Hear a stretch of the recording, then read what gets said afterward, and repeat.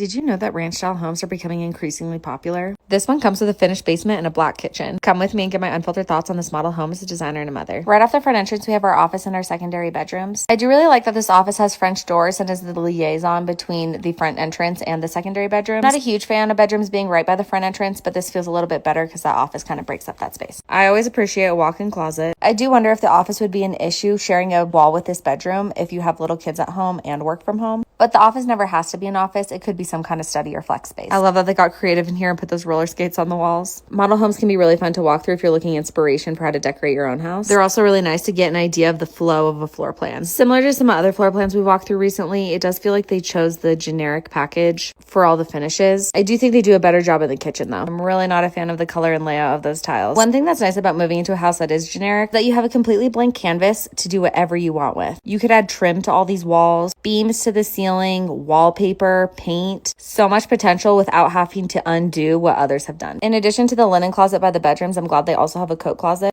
I like the location of it being so close to this laundry room to be able to store all those tall cleaning supplies that wouldn't fit in here. Builder grade cabinets that come in the laundry rooms never seem to come out far enough to actually be functional. I would definitely recommend putting them in later so that you can have them come out farther. We will go down into the basement later, and as someone with small children, I always appreciate when there's a door in the basement. I can't wait to hear what you all think about this kitchen. I personally really like the dark slate color. It gives a really nice contrast. These pendant lights do feel a bit tiny for the space. Although I do like the dark, I think I would prefer a warmer toned kitchen. This mudroom drop zone seems like it would get cluttered very quickly because there's not very much storage. I do think the view from the owner's entrance walk-in is really beautiful though. I love how many windows there are in here, and assuming you don't live right next to another house, it would feel really peaceful to walk out and look at the view. I love how they did the tray ceiling in here. It definitely helps divide the space. I'm not sure why the chandelier is located where it is. Someone would definitely smack their head on that as they're walking by. That is something important to consider when you're doing the pre-drywall walkthrough if you're building a home. Because this is a ranch style home, the primary is on the main floor.